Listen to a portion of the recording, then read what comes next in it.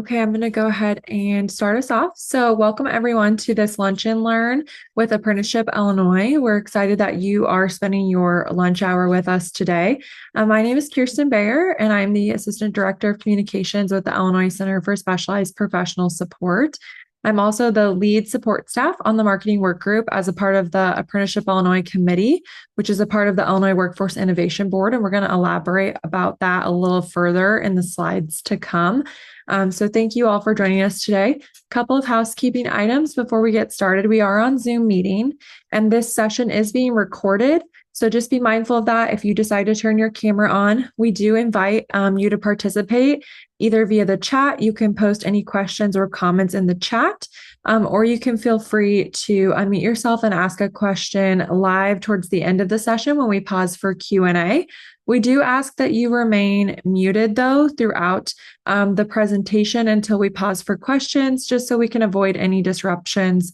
It's disrupting when we have background noise, if someone accidentally forgets to mute themselves. So just now is a good checkpoint to make sure that you are muted, and then you can unmute yourself if you do have a question during that Q&A portion. We are recording today's Lunch and Learn session, and it will be available on Apprenticeship Illinois following today, along with the slides and any other handouts from our panelists today. We will be providing those all on apprenticeshipillinois.com. And Nate, if you want to go to the next slide, we will start off with our just a housekeeping poll. If you could please participate for us, I'll go ahead and launch that. So there's two questions on this poll. Which partner do you best represent? If you're best represent one of the titles or a different WIOA partner or stakeholder, and then where's your local area at today? So this just helps the Apprenticeship Illinois Committee and Apprenticeship Illinois, as well as Illinois WorkNet and the work group, make sure that we are really hitting all partners and getting this information out to everyone across the state. So if you could take a couple seconds to answer that poll, we really appreciate it. And we'll give everyone about 30 more seconds to answer it.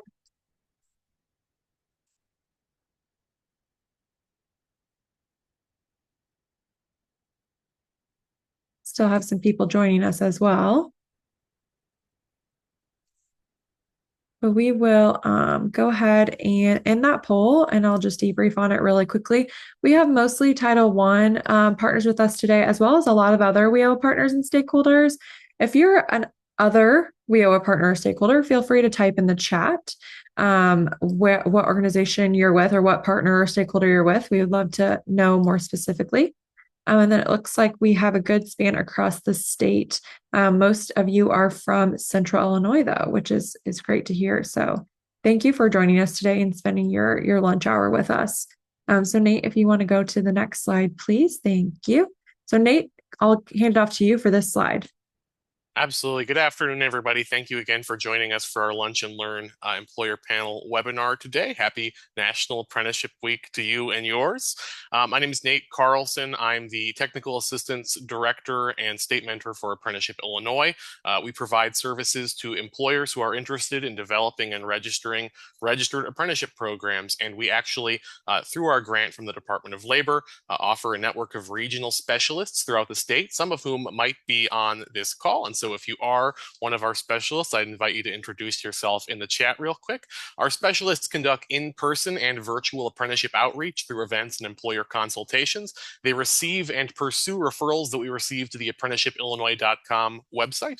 They work with employers to fully develop and register their apprenticeship programs from start to finish. You're going to hear about some of those programs today. And they also connect employers to intermediary partners, other funding services as applicable. So what really is a one-stop shop. If you're an employer or you work with employers who are interested in developing apprenticeship programs, our regional specialists are the first resource I'd recommend you to connect to. For areas of the state that don't have an apprenticeship specialist, I work with those employers directly. And so you can always refer employers to myself as well. We're so grateful to have you here today to learn more about apprenticeship.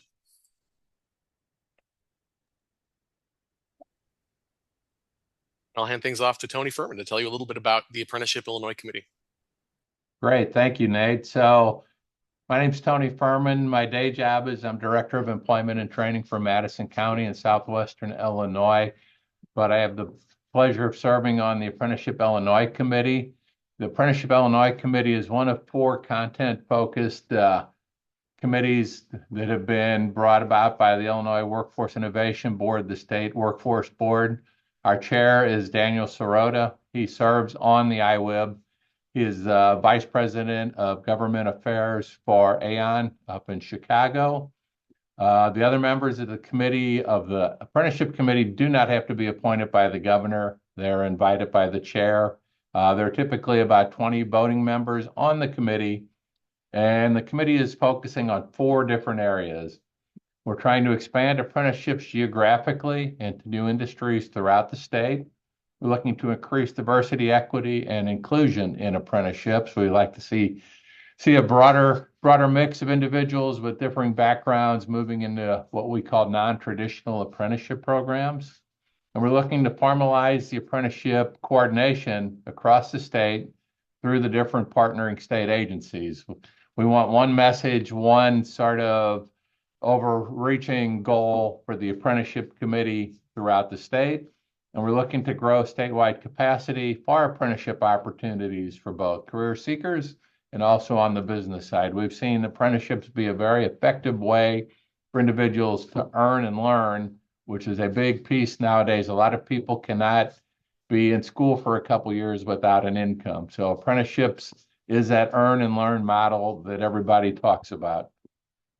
The marketing subcommittee or work group, I chair that as well. Our goal is to educate the various stakeholders and raise awareness of benefits of the apprenticeships and then a broader work-based learning programs.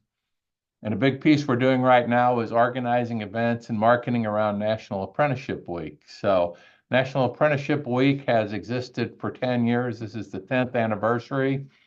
This year's theme is engagement, expansion, and innovation. Was established in 2015. There's been over 10,000 events in the 10 years and more than 1.4 million people and over 1,800 proclamations in support of registered apprenticeships. I will tell you, Illinois is the leader in both events and proclamations across the country. Last year, we had nearly 20% of all events and proclamations, with a total of 355 last year. We've surpassed 400 already this year, so we anticipate being #1 in the country again this year for National Apprenticeship Week. You can see the change over the last 10 years in the number of apprentices throughout the country. In 2015, there were 360,000. In 2024, there's an increase up to 660,000 active apprentices. So I will turn it back over to Kirsten. Great. Thank you, Tony. Okay, so we're going to start off with today's panel employers. So first off, just thank you to Chad Williams from Kraft Heinz, Farzan Parang from the Building Owners and Managers Association of Chicago, and Cami Vale from Clay County Hospital. I'm going to let each one of them introduce themselves. So my first question to each of you is just please to introduce yourself and tell us a little bit about your organization in general, and just kind of what you do. So we'll start off with Chad, if you don't mind, Chad. All right, thank you. Hello, this is Chad Williams. I am the maintenance training and development lead here in our Champaign plant. We have approximately 200 maintenance employees here in our plant, and it is my job to ensure they are properly trained and they are developing appropriately. It's becoming more and more challenging every day. We are a 120-acre property, 53 acres under roof. We're a very large, complex facility, 34 production lines, 9 unique processes. We produce over 1 billion pounds of product a year. You typically have 75,000 finished goods on hand at any point, 75,000 pallets. So, it's a lot to maintain. And my small role in that process is just to make sure people are trained properly.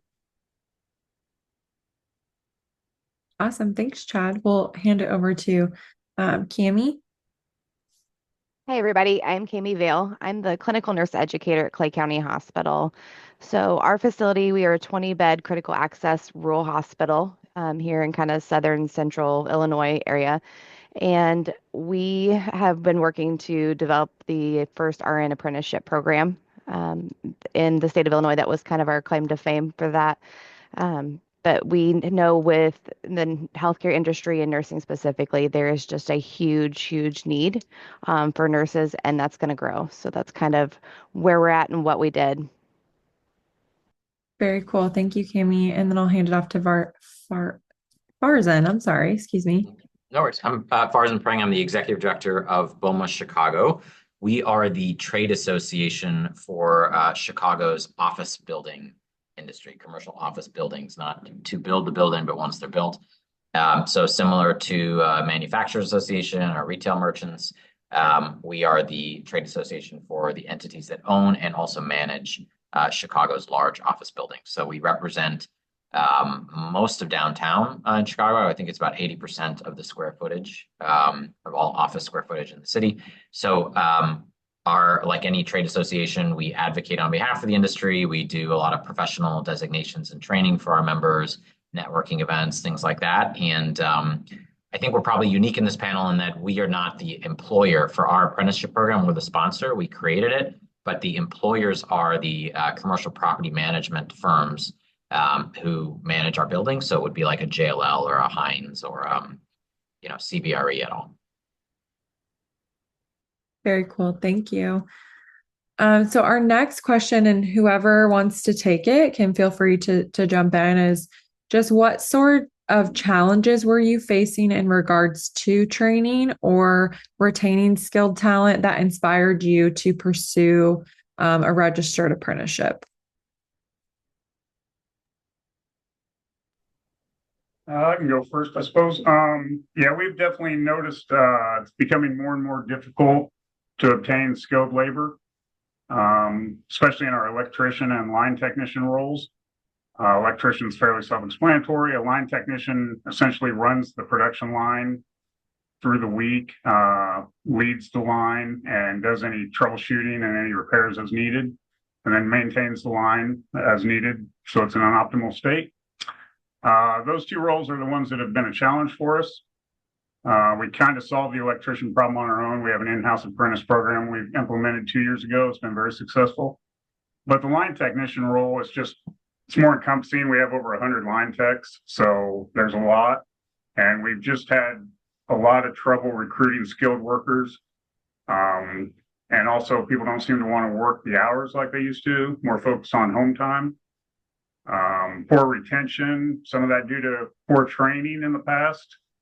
We were doing the best we could with the mentors we had, but unfortunately those numbers have dwindled as we've had retirements. So just a challenge with getting line techs trained, and that's why we went to the apprenticeship model.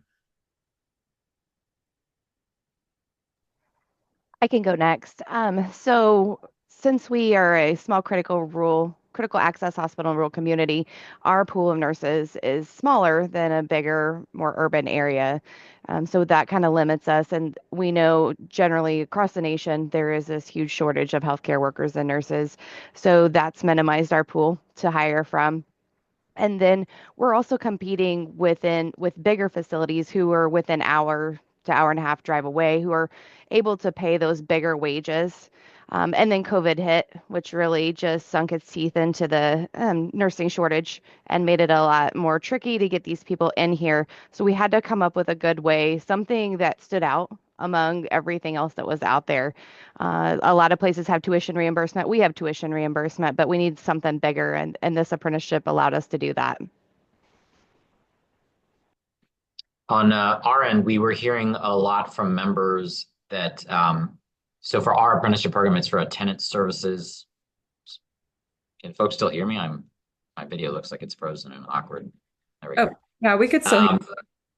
So we our apprenticeship is for tenant service representatives. It's the entry level role on a property management team for an office building. And so we had heard more and more from members that they could fill those roles. But the retention was very poor because people would come in just looking for a job and they didn't really understand what the industry was. People kind of just fall into this industry. And so they would leave pretty early, and you just had this sort of constant turnover. And so a big focus of our apprenticeship is to identify people and educate them about what the whole career looks like. And then we operate a foundation, and the focus of the foundation is to help diversify our industry. And we've been spending a lot of time doing sort of general outreach pretty far up the educational pipeline. I think even middle schoolers, talking to them about what commercial property management was. And yeah, that's a good thing to do, but it's very indirect, right? It's very different to try to plant those seeds and who knows what comes of them, as opposed to getting a person who's, right there within a year or so of being ready to work and putting them right into the building. It's just a lot more effective tool. Yeah, absolutely. Because that kind of brings me to our next question, which you guys kind of touched on it a little bit, but what occupation does your apprenticeship train for? Which I know you've already alluded to that in some of the answers you gave for question number 2, but what occupation does your apprenticeship train for? And then what made that role ideal for an apprenticeship? So yeah, in Champaign, as I said, we're training for line technician. It's essentially a mechanic combined with a line operator. Those two positions are somewhat morphed together. And it does make it more of a challenging role to fill because you are tied to that production line when the line is running. You're not sitting in a shop waiting for something to break. You're actually out there actively running the line. You're the leader of the line for that shift. And so you really need a mixed skill set. You need to be a good leader, a good people person. That's maybe even most important. And then you also need to have the mechanical skills to maintain and repair the line. I suppose what made it ideal was we're very fortunate. We have Parkland College literally less than a mile away from the plant. And we have relations with the instructors there. One of them used to work there at Craft. So perfect fit. We know the guys. We sat down. We developed a program. It's close. It's convenient. And really, they're able to offer the time to do all this in-depth mechanical training that we just are not at this point because we've gotten behind and we are just trying to operate. So it's kind of a perfect fit for the line tech role.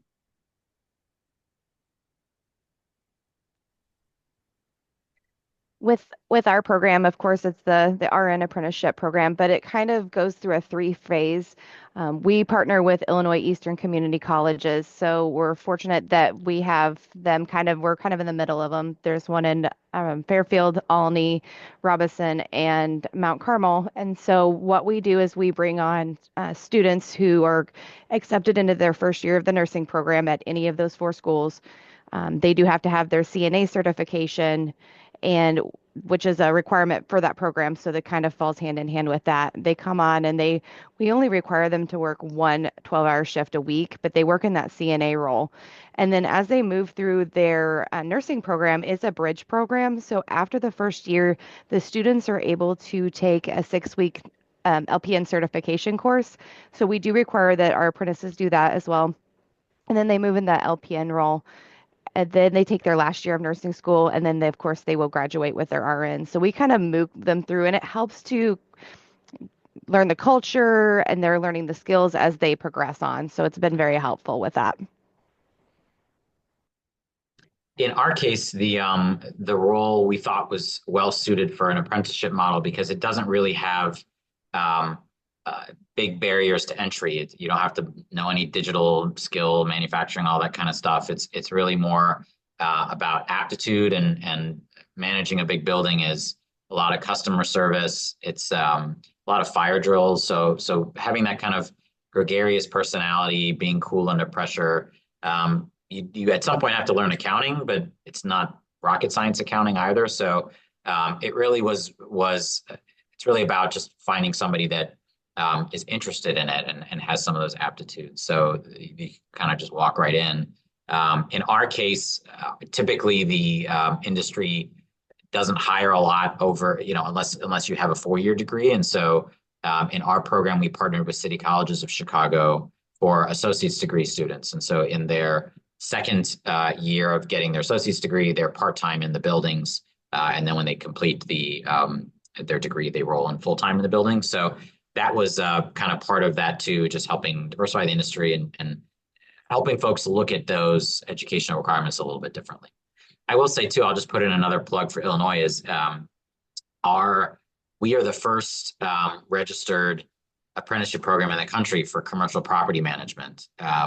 So our process to set up was a little bit more nuanced, but it can be done, and it's pretty exciting. Yeah, that's really exciting. Very cool. Okay, so next question is, what was your experience working with your apprenticeship specialist to develop your program? Our experience was very positive overall. We were asked by our human resources director and our plant manager to implement a program like this early 2024. We really had a small time frame to do so because of when the semester started. So in about 3 months, we were able to pull the program together. We worked with Jobs for the Future. They were very knowledgeable. I think one of the keys to our success was that we had a large team, not large, we had a team large enough and everyone did their part. For instance, I felt very confident in developing the program, what the people needed to learn. But as far as getting an apprenticeship off the ground with the state and the paperwork, I have no idea. That's where they came in. They were very helpful. We worked together to come up with the program and the hours needed and everything to meet the qualifications. So they were very helpful. We were also very fortunate. The college administrator was extremely helpful. She was an integral part of this, as was our human resources and our plant manager. So I just feel like it was very much a team effort. The Jobs for the Future came in with the technical expertise on how to create an apprenticeship. That's where we were lacking. As far as how to create a line tech, I feel like we're strong there. So we took that part of it and we were able to roll it out fairly quickly. We had a very positive experience as well. So our program kind of started, we were looking at bringing back the health occupations class, which is also a CNA certification program through the high school. And somebody threw out the idea of let's start a nursing apprenticeship, which we didn't know could be possible or not, because of course it wasn't a thing in Illinois. So I worked directly with Nate Carlson. He was a wonderful help because, like Chad said, I didn't know how to do the paperwork, in my situation either. My background is nursing. So this was a whole new ball game. Nate was awesome. He pretty much set everything up. We went through what the competency forms are going to look like because ours is a competency apprenticeship, and we made sure that everything would line out. We also worked with Alani Frederick, who is the head of allied health at IECC. She also met with us, so kind of a group project. We had great administrative support here at our facility, which allowed the program to move a lot smoother. And of course, once it kind of got out, there was other facilities that were pushing to get it going as well, which is a great opportunity. But of course, we wanted to be the first. So I pushed Nate pretty hard to get that going, and he did a great job to help with that. So very positive experience. Yeah, I would echo Chad and Kami. I mean, I think from our end, I don't actually remember how we started the conversation, but somewhere we connected with DCEO. And one of the things that I thought was very helpful, and we actually had this experience throughout the process, is whenever there was a government agency involved and we would set up a meeting, they would have like everybody and their mother in the conversation from all the different agencies, relevant agencies. So that's super helpful from our perspective. And there's enough material out there that once you get to that stage where you're kind of like, yeah, I want to do an apprenticeship program, you can do the initial research and you kind of come with an idea. So we didn't spend a lot of time, with that group of folks talking about what is an apprenticeship. It was really more take us to the source material so we can start figuring out what are the next steps. And it was great that everybody was involved. We also, as I mentioned, it was the first one of these in the country. And so we had a little bit of a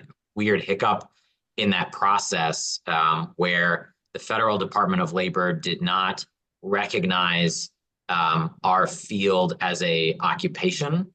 And so we had a great contact with the Department of Labor too, that I think DCEO had initially connected us with, and we figured it out. We kind of piggybacked off of another existing occupation, and we did the whole thing. I want to say 6 to 7 months from start to finish. We got into our federal registration, so it was very helpful to have that big group approach.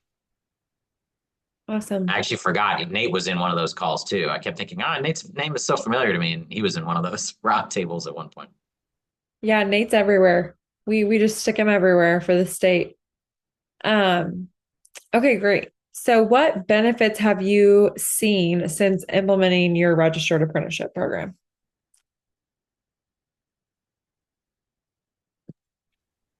The benefits we've seen, we're relatively young into it. We've been in it for a little over 6 months, but already we were able to hire less skilled people than we generally would, but they're highly motivated. They were all internal hires. They look at it as an enormous opportunity. They're very grateful. It's a chance for them to create a career. That's how they look at it. So it was easier to fill the roles because they are less skilled, but it's really not a negative because we're putting them through the apprenticeship. So we don't really need them to have the knowledge. And just the attitude, the morale is outstanding, and it rubs off on the other people. The program is just very, very well looked upon. We're now hiring for our second round. Excuse me. And the interest is a lot stronger than it was in the past. We have had internal apprenticeship programs for several years, and they were not near this quality, and interest was not near like it is now. So a lot more interest internally, which we're very focused on hiring internally when possible. So we've already seen that, and we're, the guys are great. They're learning. They're doing a great job. So I know they're going to be outstanding line techs when they complete the apprenticeship. The benefits we've seen with our program, we actually just started our second cohort this last fall. So we are still new. We've not gotten all the way through, but we have the 4 that we have are amazing employees. They are really ready to go. They come in with a great attitude. They're so grateful for the opportunity. And even when we put this out there and we marketed it as a new thing, we were getting applicants in because who doesn't want free nursing school?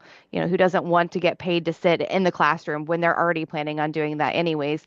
And they only had to work 1 day a week. So the work requirement was very limited, so that we're not overworking people who are trying to go to nursing school, which we know is difficult. So that has went really, really well. With our second cohort, I'm really excited too that since we do the health occupations program, one of our 2 for that cohort, we pulled from that program. So we are definitely growing our own. And this has just been another way to do that. So I think we'll see longer term employees who are wanting to stay in this community and work, and they're vested and their owners in the organization are ready. And I think that will help our overall culture.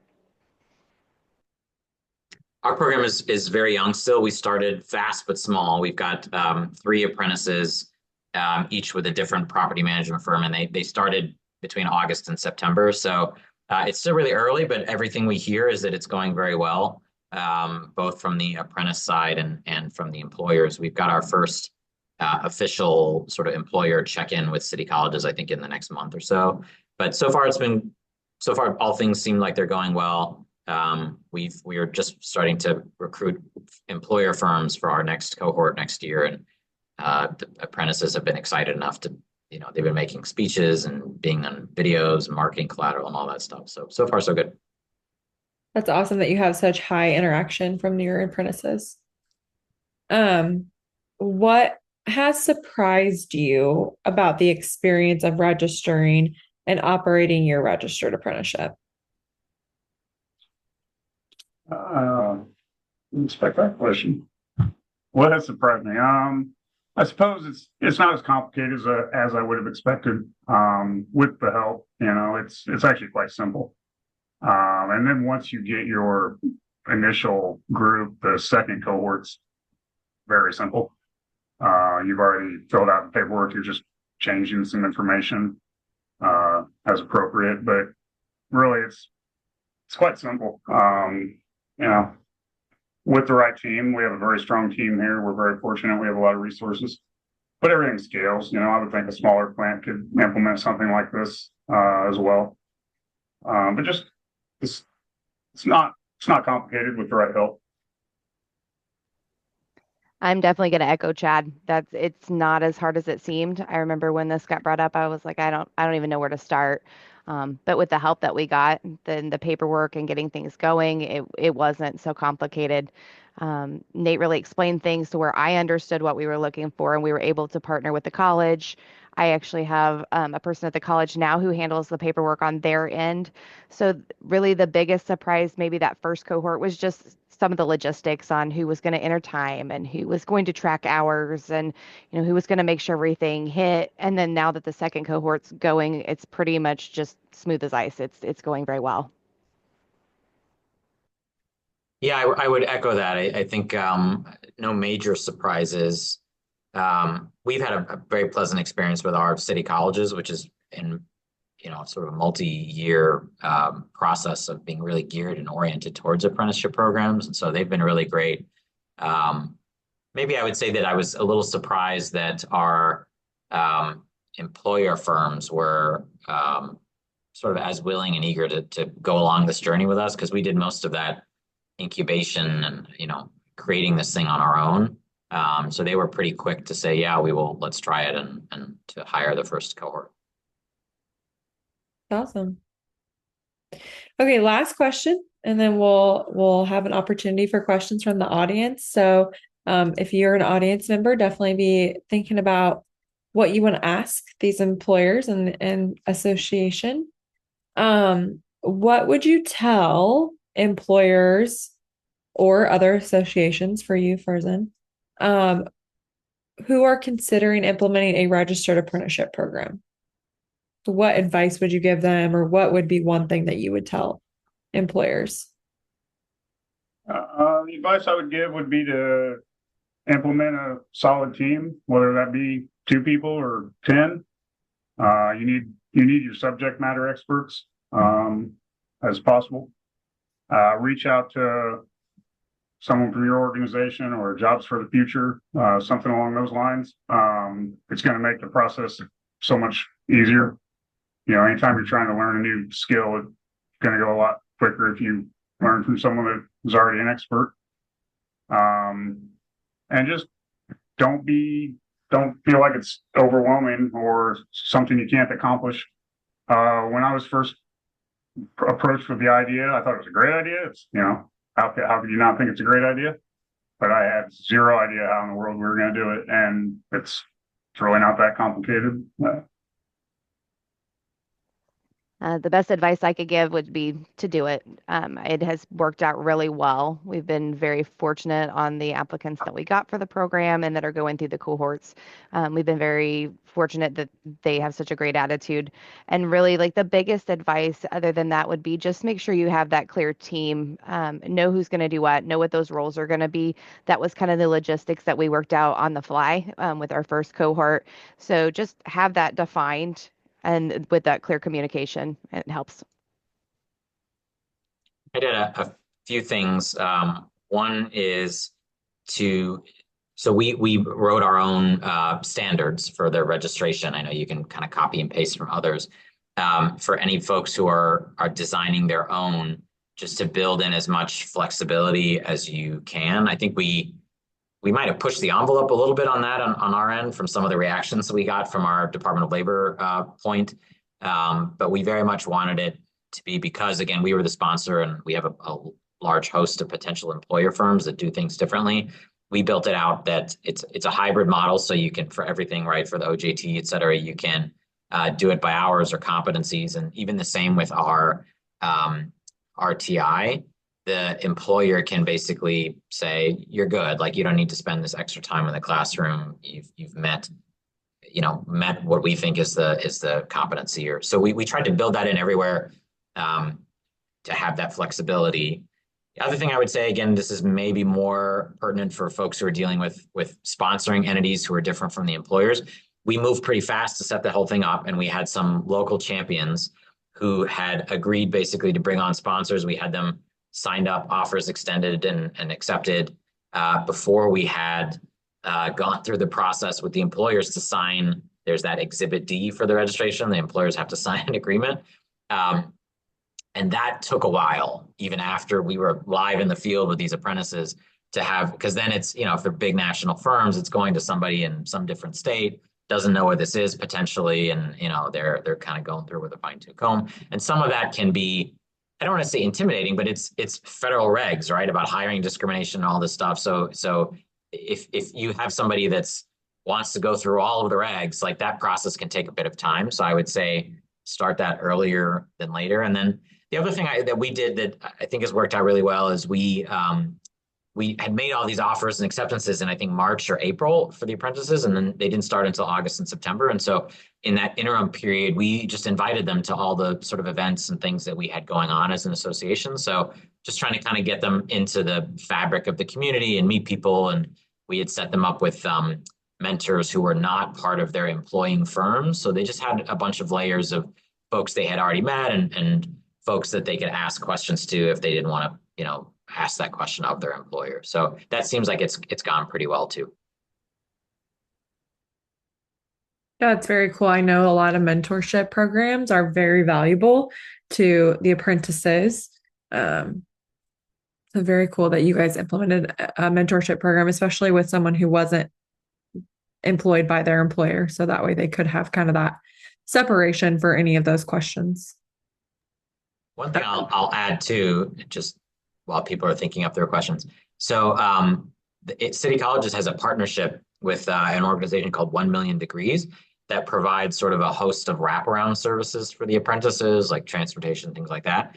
That I guess this is still kind of an early stage model, the apprenticeship. So the folks that it was very helpful to us, is why I'm flagging it for folks, that there was sort of a pre-approved existing relationship between City Colleges and this other organization to do that. I know a lot of the employers that are doing apprenticeship programs are very large companies, and so they have that capacity built in, or they can kind of handle that on their own. So that was helpful for us because we are in the end, we're small, and 1 Million Degrees, we tried to actually piece together sort of a shared cohort that we couldn't do it in the end. We're still trying to do it for next year, but having that kind of, cut and paste option for that broader support services is particularly helpful, I think, to smaller organizations that's not our expertise. Like I can't go build that for students. So the fact that they had somebody was great. Awesome.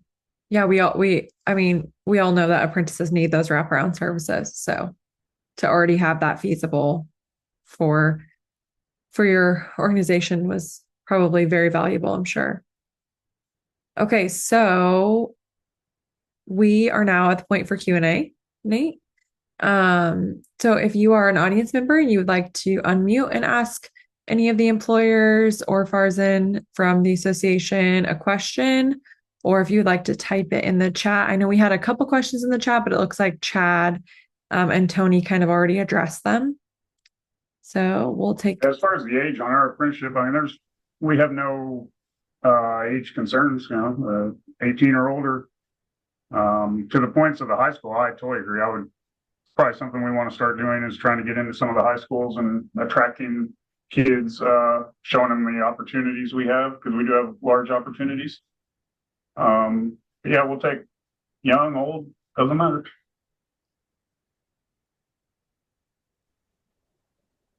To answer that age question for us, we are in the high schools for the Health Act program. We offer that. So they're kind of getting the first look at it, but we take 17 and up just because we have some that are graduating high school and moving into that program. They just haven't turned 18 yet at that point. But yeah, no top out age. We see a lot of people going to nursing school later in life. So we encourage all of them to apply. Okay, so we have an additional question. Tony, did you want to say something? I'm sorry. No, I just wanted to follow up with Chad. So the minimum to be on the floor there is 18, correct? Correct. Yeah. So anything high school related under 18 would need to be more of an exploratory sort of job shadowing kind of an opportunity to have them realize what opportunities you have as opposed to actually being able to work on the floor and do those types of. Yeah. Correct. At this time, as I understand it, we do have some groups come in from time to time to do a tour, something to that effect. But as I understand it, to do any work or be in the plant long term, you need to be 18. Now, possibly, I can definitely talk to Gina. I'm sure she's on the call. Maybe that's something we could explore in the future. Very good. We do have a couple other questions in the chat. Rebecca wants to know if each of you could share any best practices on keeping the program intact with business downturns. We actually launched our program in a massive, massive downturn for our industry. So I think the jury is still out on whether this is successful, but we are marketing it to our employers as saving them time and money and energy in terms of turnover. Also giving them some flexibility because it's sort of a part-time role for the first year. So as they're trying to manage their own budgets, they can sort of do almost like a half position. It's a part-time position in lieu perhaps of hiring a full-time. But it's also, that's the final piece that we're working through is the incentive portion. So the wage reimbursements, and there's a state education tax credit. So we're trying to put all that together in a package that it's really about an economic asset for the buildings while they're in a major downturn. Honestly, I think the beginning of it, that wasn't really the pitch. It was really, we just had some folks who are passionate about it and trying to diversify the industry. So we're going to find out soon enough as we attempt to expand the program, whether that, I'll call it more business-oriented marketing approach does the trick. But yeah, if it's successful, we started small in the downturn. So if it's successful, we have only up to go from here.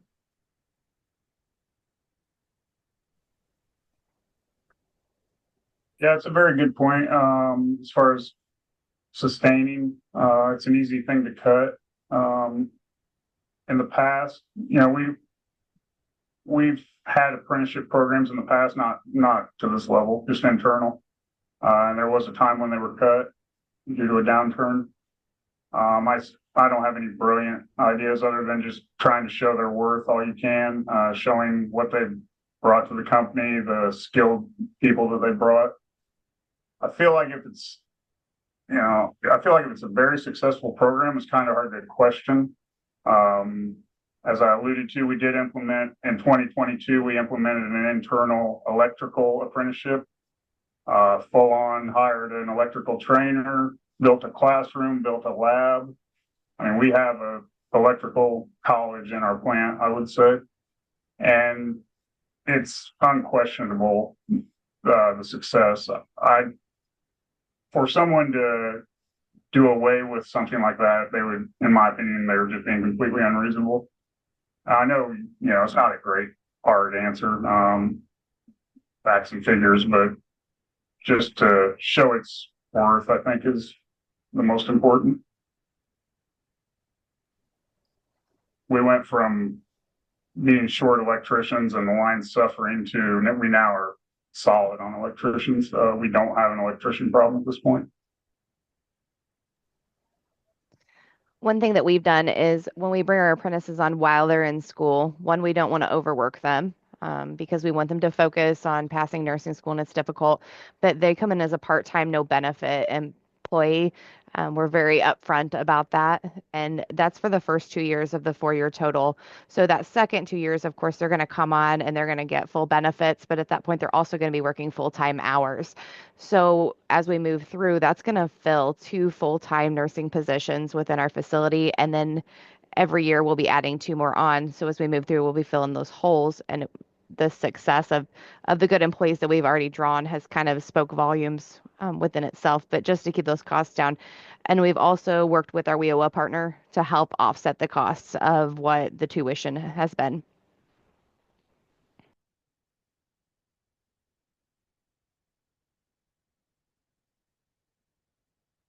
Great. Okay. Another question in the chat is, where are you marketing to attract new applicants? In Champaign, we're not really doing aggressive marketing. Parkland College has a post. I've received some inquiries through that. At this point, we're just hiring internal. We've been able to fill our positions internal, which is our preference here in the plant. I would love to go outside. I would love to, in my opinion, we need to expand our apprenticeship, the numbers greatly, and that would necessitate going outside of the plant, which I would love to do. I just need to build a business case for that and get it approved. But at this point, we're not really marketing aggressively. Now marketing for line techs, that's where I think it would be very important to get into the classrooms, start sharing the opportunities, because most people don't know, they don't think of a food plant as somewhere they want to go work. But I think if you could show the potential, it would garner a lot of attention. Since we work with IECC colleges, we market to their first year nursing student applicants. They have a welcome day whenever they have to come in, and they talk about what books they're going to buy, and they fill their paperwork out. And so myself or our marketer go to those days, and we talk to them extensively about what the program is, what it entails. I also, since I teach the health health program, I talk extensively to those students so they up and coming, they know that it's there if they're interested in it. And then we put it out on Facebook and on our website as well. And I think the college has it posted on their website too. We are only marketing to the City College's students. And they handle the first initial sort of expression of interest. And then I was mentioning earlier that part of our purpose for this apprenticeship program is to attempt to identify folks who want or interested in a longer term career. And so there's a course that we offer called the Foundations of Real Estate. It's like a 6-week, multi-evening course that we actually condense into, I think it's one day. We do sort of a boot camp version. And so City Colleges gets folks who are interested. We put them through this boot camp day so they kind of understand what this is and what we're talking about. We give them a tour of one of the buildings, the back, engineering rooms, things like that. And then they'll apply from there. So again, it's small. We've only done one cohort, but for the foreseeable future, we're going to stick really with that one partner, because then we have the students who are already apprentices who can kind of be part of our marketing arm to some of the other students there. At some point, when we get big enough, we'll open it up to other educational providers, but we don't really anticipate marketing this sort of at large. It's really a little bit more focused and with partners. Awesome. Yeah, I'll second what Nate said in the chat, that a reoccurring theme today has been huge importance of strong partnerships with local community colleges. He asks, from your perspectives, what are the best ways that community colleges can assist in implementing registered apprenticeships aside from providing training? Yeah, in our case, Parkland College, just down the road here in Champaign, has been instrumental in our success. Amy Densmore she was really the conduit to jobs for the future. She's assisted in implementing apprenticeships in other areas of Parkland, other fields of study. So she's experienced. She kind of knows the ins and outs. She was really the key player in this, I would say. She has the contacts. She knows the process. Now you still need the other players, of course, but she was definitely the hub, I would say. For us, working with those colleges has been very instrumental. I have Carissa Miller's my contact at IECC, and she, of course, works with other apprenticeship programs too, but she handles a lot of the paperwork side, which alleviates a lot of the stress off of myself to make sure that everything's getting put into the Department of Labor website appropriately, that we're staying on track with everything. And of course, the college in general, as well as Alani, who's the head of the nursing program, they let us come in and they let us get in front of their students and just talk to them about the importance of it and what a great opportunity it is, and just being able to market it to them. Yeah, on our end, I've mentioned them quite a few times. I mean, we don't really have a program without our local city colleges. I mean, it's been hugely helpful to have them. They've done all these before, so they kind of just give you, emotional support as well. But yeah, in our case, they handle the recruitment, which is also a big advantage because of, a big part of the registration process is that you have to have non-discriminatory hiring practices. And again, the employers are all doing that, but some of the language around those obligations can be a little bit intimidating. So it's helpful for us that they are really doing the bulk of the actual screening for the applicants. So that's been super helpful. It's been, they've been great partners with marketing and everything too. They came to our launch event for the apprenticeship program and the chancellor spoke. Yeah, I mean, the dream is that we've talked about with them is that at some point, again, if the program gets big enough, that they would start developing a curriculum around it so that they could start getting the related technical instruction from city colleges before they even start. So yeah, they're an integral part of our program. Great. Any other questions for our panelists today?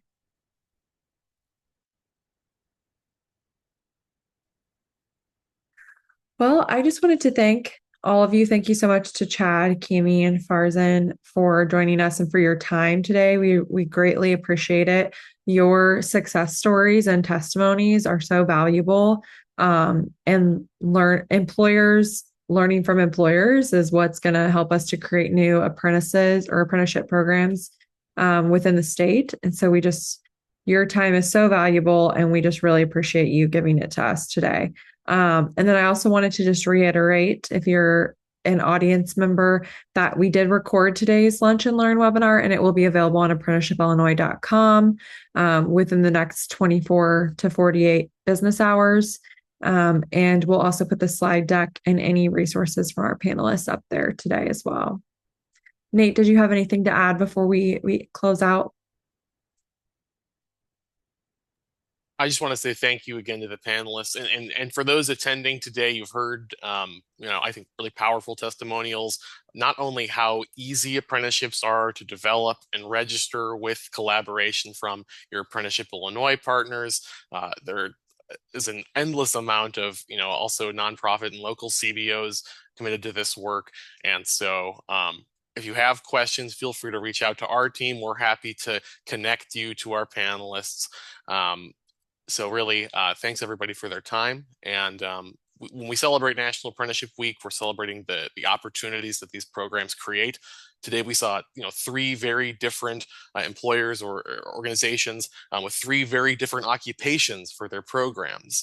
And yet, despite being different geographic areas, different sectors, different roles, apprenticeship is able to be the solution helping these organizations. And so if it works for Kraft Heinz, if it works for BOMA, if it works for Clay County Hospital, it can work for employers and organizations in your community or for you. So thank you all for your time, and then happy National Apprenticeship Week. Yeah, thank you so much, everyone. And just a quick plug, we do have a multitude of other National Apprenticeship Week events that the Illinois Workforce Innovation Board Apprenticeship Illinois Committee is sponsoring. And for any events regarding National Apprenticeship Week, you can visit apprenticeshipillinois.com and scroll down to the event calendar. And if you want to register, we're going to have a Women in Tech panel with representatives from Google and CompTIA and the Department of Information Technology on there. That's going to be next Thursday. And then we're also having a panel of apprentices from our Apprentice Ambassador program or cohort that's currently wrapping up for this year. It's our first cohort that we've done for the Apprentice Ambassadors, and we're going to be just having a panel discussion with them and their experiences as an apprentice with companies like the HAP Foundation and Aon, as well as Samron Construction, or where those apprentices work. So we would love for you to join those webinars next week as well. So if you want more information, you can feel free to contact me. I'm happy to send you the registration link specifically, or you can go to apprenticeshipillinois.com and find that information. All right. Thank you so much, everyone, for your time today. Have a great rest of your Tuesday. Thank you.